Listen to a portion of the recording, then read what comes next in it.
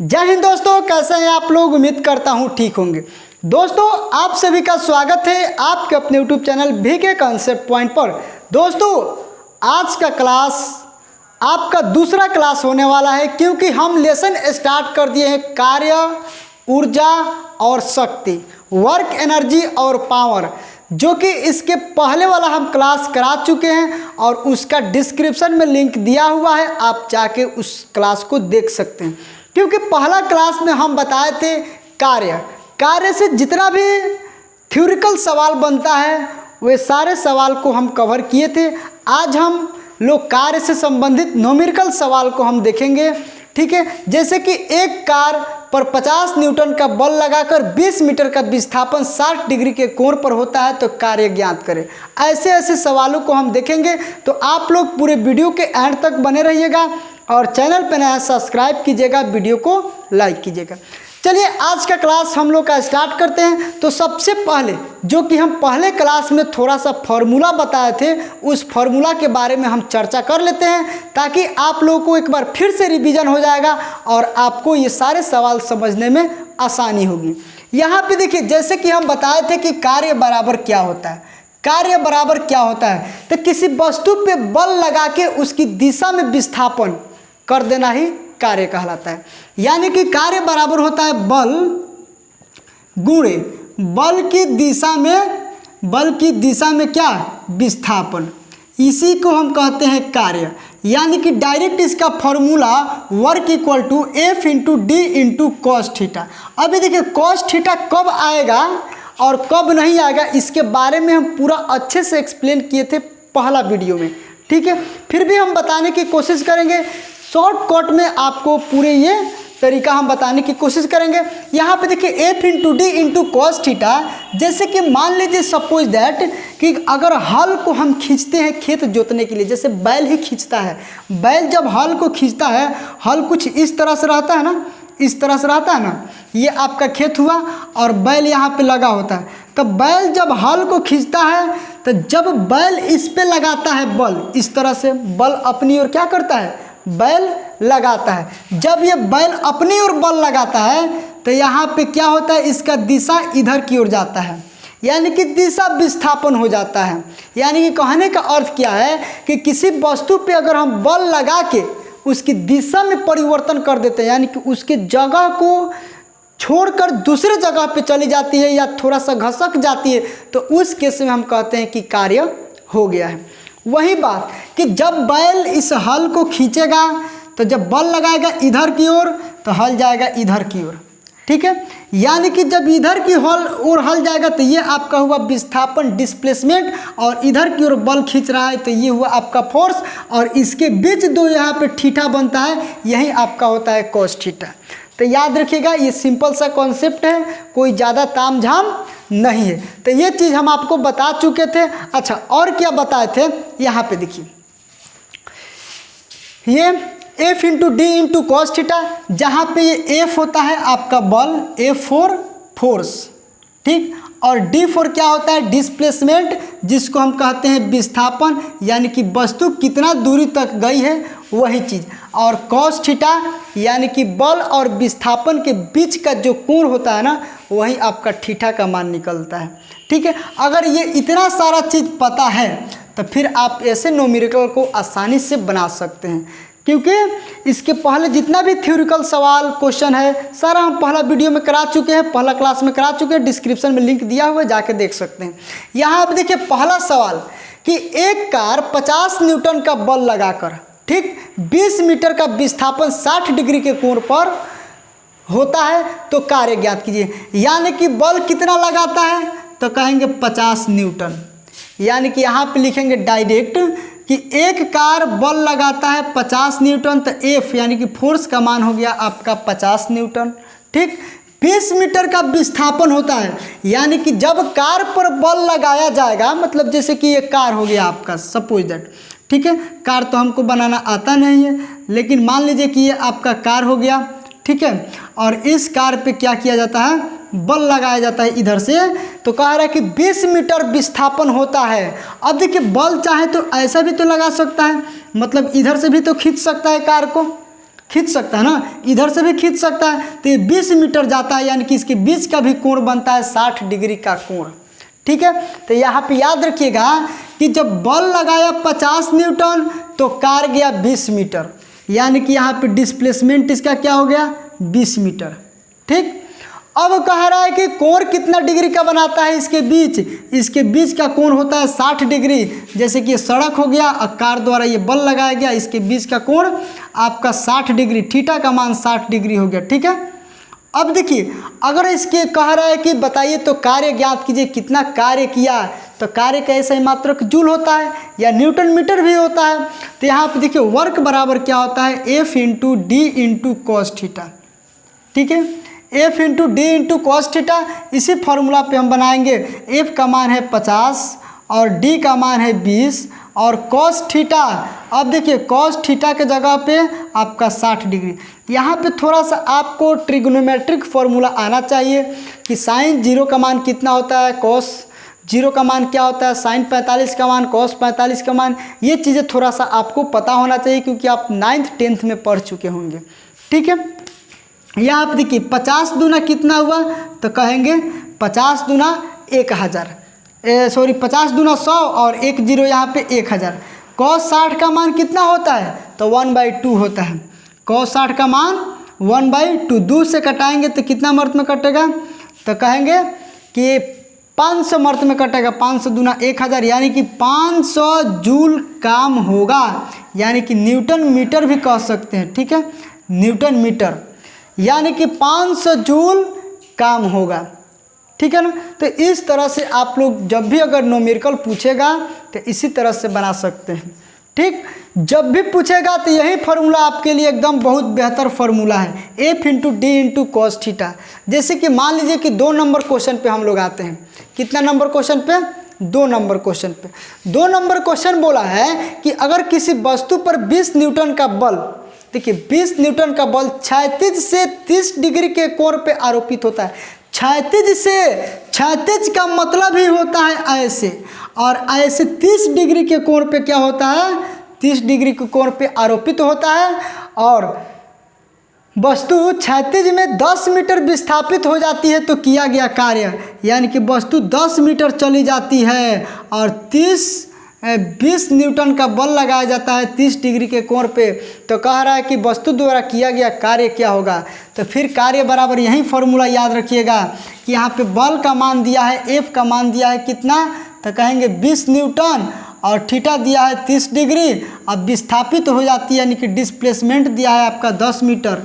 यहाँ पे देखिए F into D into cos theta work equal to होता है, F का मान है 20 न्यूटन, यहाँ पे D का मान है 10 और थीटा के जगह पे आप कॉस थीटा लगा दीजिए, थीटा की जगह पे 30 डिग्री। अब बताइए कि 20 दहाई हो गया 200 इंटू कॉस 30 का मान क्या होता है, कॉस 60 का मान होता है √3/2, तो वही होगा कॉस 30 का मान √3/2।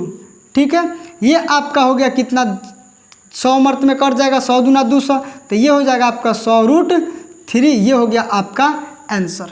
ठीक है ना, यहाँ पे देखिए कॉस 30 का मान क्या होता है, कॉस 30 का मान जब साइन 60 का मान √3/2 होता है तो कॉस 30 का भी मान वही होगा √3/2, यानी कि 100√3 ये आपका क्या निकल के आ गया, तो कहेंगे इतना जूल कार्य होगा। ठीक है ना, इसमें कोई डाउट नहीं ना। अगर डाउट होगा तो कमेंट बॉक्स में आप कमेंट कीजिएगा, उस कमेंट का रिप्लाई जरूर दिया जाएगा।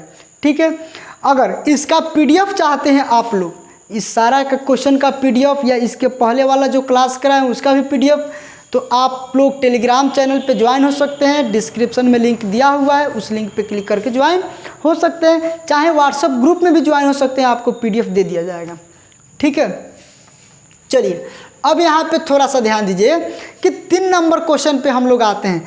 कह रहा है कि एक मजदूर 10 न्यूटन बल लगाकर, देखिए बल का मान कितना दिया है, कहेंगे 10 न्यूटन बल लगाकर किसी वस्तु को 60 मीटर लंबवत विस्थापित करता है। 60 मीटर लंबवत विस्थापित करता है, यानी कि ये हो गया आपका 60 मीटर डिस्प्लेसमेंट। लंबवत का मतलब ही होता है एकदम खड़ा। ये ऊपर से बल लगाया या नीचे से ऊपर बल लगाया, वस्तु एकदम सीधा गया। लंबवत का मतलब एकदम लंबा खड़ा, तक जब खड़ा होगा तो हमेशा यहाँ पे 90 डिग्री का कोण बनेगा, यानी कि थीटा इक्वल टू हो जाएगा 90 डिग्री। अब बताइए कि वर्क इक्वल टू क्या होता है, कहेंगे F into D into cos theta होता है।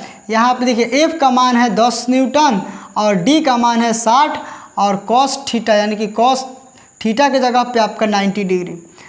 10 इंटू ये हो जाएगा 60 और कॉस साइन 0 का मान 0 तो कॉस 90 का भी मान 0 होगा, ये 0 और सब में 0 से गुणा करेंगे तो 0 ही होगा, यानी कि वर्क इक्वल टू हो जाएगा यहाँ पे 0 जूल, यानी कि शून्य कार्य, कोई कार्य नहीं। और इसके पहले भी हम बताए थे कि जब यहाँ पे थीटा 90 डिग्री आ जाता है या जो बल लगता है बल और विस्थापन के बीच का कोण 90 डिग्री हो जाता है, चाहे लंबवत लगता है, तो उस केस में क्या होता है, कार्य शून्य हो जाता है। ठीक है, ये आपका 1 2 3 सवाल है। अगर इस टाइप का और भी सवाल पूछ सकता है तो ज़्यादा सवाल बताने से कोई फ़ायदा है नहीं, बस आप लोग प्रैक्टिस करते रहिए किसी भी बुक से। अब यहाँ पे देखिए इसके बाद से इससे थोड़ा सा हम लेवल को बढ़ाते हैं कि MGH वाला फॉर्मूला पे हम लोग आते हैं। ठीक है, तो इसको पहले मिटा देते हैं। देखिए दोस्तों, ये भी जो सवाल दिया है वो भी कार्य से संबंधित सवाल है, यानी कि इसमें भी कह रहा है कि कितना कार्य करना पड़ेगा, किया गया कार्य बताइए। यानी कि क्वेश्चन पूरा दिया है कि 100 kg पानी को किसी पाइप के माध्यम से 20 मीटर ऊपर उठाने के लिए कितना कार्य करना पड़ेगा। अब देखिए क्वेश्चन का लेवल थोड़ा सा चेंज है, ठीक है ना, कि 100 kg पानी है, पानी अगर किसी डॉब में रखा गया है, 100 kg पानी 20 मीटर ऊपर उठाना है तो कितना कार्य करना पड़ेगा। अब यहाँ पे देखिए कि एक चीज़ यहाँ पे लिखे हुए फॉर्मूला है कि ऊंचाई या सीढ़ी पर किया गया कार्य MGH होता है। अब कहिएगा MGH क्या है, तो M का मतलब आपका मास यानी कि द्रव्यमान हो गया, G का मतलब होता है ग्रेविटी फोर्स यानी कि गुरुत्व बल, क्या होता है तो कहेंगे गुरुत्व बल, और H का मतलब होता है हाइट यानी कि ऊंचाई। अब यहाँ पे देखिए जब हम किसी भी वस्तु को नीचे से जब ऊपर उठाते हैं तो जब हम उठाते हैं तो एक हम बल लगाते हैं और पृथ्वी द्वारा गुरुत्व बल भी तो नीचे लगाया जाता है, पृथ्वी द्वारा गुरुत्व बल लगाया जाता है ना, जो कि 9.8 मीटर प्रति सेकंड के स्क्वायर से क्या होता है, पृथ्वी अपनी और किसी वस्तु को खींचती है, गुरुत्वीय त्वरण होता है पृथ्वी का ये, ठीक है ना। तो 9.8 यहाँ पे लिख देते हैं। जी का मान हमेशा क्या होता है 9.8 मीटर प्रति सेकंड स्क्वायर, जबकि लगभग इसको 10 मीटर मान के ही बनाया जाता है, 10 मीटर प्रति सेकंड स्क्वायर के हिसाब से ही, यानी कि जब भी जी का मान आएगा तो 10 ही मानेंगे, लगभग में 10 मान के ही बनाया जाता है। अब यहाँ पे देखिए सवाल दिया है कि 100 kg पानी को किसी पाइप के माध्यम से 20 मीटर ऊपर उठाना है। यहाँ पे देखिए पानी कितना है 100 kg, यानी कि इसका द्रव्यमान निकल गया 100 kg, 20 मीटर ऊपर ले जाना है, एच का मान निकल गया 20 मीटर। अब देखिए किया गया कार्य, अब देखिए जी का मान हमेशा आपको 10 ही लेना है, जी का मान हमेशा आपको क्या लेना है 10। अब कह रहा है कि ऊंचाई या सीढ़ी पर किया गया कार्य होता है MGH, यानी कि MGH के फॉर्मूला पर लगाइए। M का मतलब द्रव्यमान, ये हुआ 100, और G का मतलब हुआ आपका ये गुरुत्व बल, और H का मतलब हुआ ऊंचाई, ये हुआ 20, और गुणा कर देंगे तो 2 इकाई 2 इकाई 2 और 2 जीरो और 2 जीरो मिलके कितना जीरो, तो कहेंगे 4 जीरो, यानी कि इतना जूल कार्य करना पड़ेगा। समझ गया ना, इतना जूल कार्य करना पड़ेगा। बहुत इजी है, आप लोग इस फॉर्मूला को हमेशा याद रखिएगा MGH, और MGH का प्रयोग करना भी जानिएगा। MGH में जी का मान हमेशा क्या होता है, हमेशा वही रहता है, यानी कि 10 ही रहता है, जो कि इसका एग्जैक्ट वैल्यू होता है 9.8 मीटर प्रति सेकंड स्क्वायर, ठीक है ना। अब यहाँ पे आते हैं हम लोग 2 नंबर क्वेश्चन पे, मतलब 5 नंबर क्वेश्चन पे। क्वेश्चन बोला है कि 60 kg का सुरेश 2 मीटर की ऊंची 15 सीढ़ियाँ चढ़ता है। देखिए इससे थोड़ा सा लेवल बढ़ा हुआ है कि 60 kg का सुरेश है, जैसे कि मान लीजिए कि आप ही है 60 kg के, सपोज दैट, और 2 मीटर ऊंची 15 सीढ़ी चढ़ते हैं, तो बताइए किया गया कार्य, आपके द्वारा किया गया कार्य कितना होगा। बहुत इजी कॉन्सेप्ट है इसका। यहाँ पे देखिए मास यानी कि द्रव्यमान कितना दिया है, कहेंगे 60 केजी, यानी कि आदमी कितना किलो का है, 60 केजी के। कितना मीटर ऊंची चढ़ रहा है, तो कहेंगे 2 मीटर हाइट है आपका, 2 मीटर। अब बताइए कि 15 सीढ़ियाँ चढ़ता है, 2 मीटर की ऊंची 15 सीढ़ियाँ, मतलब जो सीढ़ी है ना, सीढ़ी के बीच का जो स्टेप है वो 2 मीटर है। इस तरह से 15 को स्टेप चढ़ता है। तो अब बताइए यानी कि 15 से मल्टीप्लाई करेंगे तो टोटल 15 दूना 30 मीटर ऊपर चढ़ा कि नहीं, बताइए। 2 मीटर की ऊंची 15 सीढ़ियाँ चढ़ता है तो 15 दूना 30 मीटर चढ़ गया। तो कह रहे कि बताइए किया गया कार्य। अब बताइए कि हम जानते हैं कि वर्क बराबर यहाँ पे mgh आपको लगाना है। m का मान है 60, g का मान हमेशा आपको 10 और h का मान 30 मीटर ऊपर चढ़ा है। अब गुना कर दीजिए, 6 3 कितना हुआ 18, 1 2 3 0 यहाँ पे लगा दीजिए, यानी कि ये 18,000 जूल क्या हो जाएगा, इसका किया गया कार्य हो जाएगा। समझ गए ना, बहुत इजी कॉन्सेप्ट। अब यहाँ पे देखिए 6 नंबर क्वेश्चन की हम बात करते हैं, ठीक है। कितना नंबर क्वेश्चन की बात करते हैं, 6 नंबर क्वेश्चन की। 6 नंबर क्वेश्चन बोला है कि 80 केजी का एक व्यक्ति 20 सेंटीमीटर की 40 सीढ़ियाँ चढ़ता है। यहाँ पे देखिए ये व्यक्ति कितना केजी का है, तो कहेंगे 80 केजी का, 20 सेंटीमीटर की 40 सीढ़ियाँ। देखिए यहाँ पे 2 मीटर की 15 सीढ़ियाँ, तो यहाँ पे 20 सेंटीमीटर, ये देखिए हाइट इसका हो जाएगा 20 सेंटीमीटर की 40 गो सीढ़ियाँ चढ़ता है। तो 4 दूना 8, यानी कि ये हुआ आपका 800 सेंटीमीटर ऊपर चढ़ेगा। और जबकि ये किलो में दिया है तो इसको मीटर में चेंज करना बिल्कुल ज़रूरी है। 100 से हम डिवाइड कर देंगे, आपका ये हो जाएगा मीटर में, यानी कि 8 मीटर हो जाएगा, ठीक है। अब देखिए इसका द्रव्यमान 80 केजी, इसकी ऊंचाई फाइनल 8 मीटर आ गया, और जी का मान तो जानते हैं हमेशा 10 ही रहता है। तो एम के जगह पे 80 हो जाएगा, जी के जगह पे 10 और एच के जगह पे 8। 8 अठाई कितना हुआ, कहेंगे 64, 1 0 1 0 मिल के 2 0, इतना जूल क्या हो जाएगा, इसके द्वारा किया गया कार्य हो जाएगा। तो अब बताइए कि ये कहाँ मुश्किल है। आप लोग उठाइएगा किताब और न्यूमेरिकल बनाना स्टार्ट कीजिएगा। देखिए अपने रटने वाला काम मत कीजिए, नहीं तो जानते हैं ना कि रटन्तुम बुद्धि घटन्तुम विद्या। आप अपने दिमाग को थोड़ा एक्सपेंड कीजिए, विस्तार कीजिए, कि ताकि हर एक सवाल को सोचने में सक्षम हो जाइए कि कैसे बनेगा, बने या ना बने, लेकिन सवाल को सोचने के लिए अगर आप 2 मिनट 4 मिनट समय दे रहे हैं ना, तो सोचिए कि आपका दिमाग का विस्तार हो रहा है, ठीक है।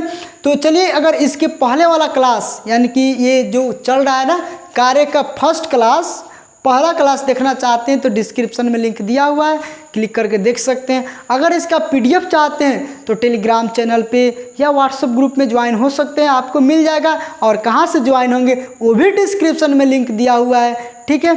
तो चलिए अगर आज का क्लास आपको अच्छा लगे, ठीक है, तो लाइक कीजिएगा, एक प्यारा सा कमेंट कीजिएगा, और जो भी आपको डाउट होगा कमेंट में पूछ सकते हैं, हम उसका रिप्लाई ज़रूर देंगे। चलिए मिलते हैं नेक्स्ट वीडियो में, तब तक के लिए बाय, जय हिंद।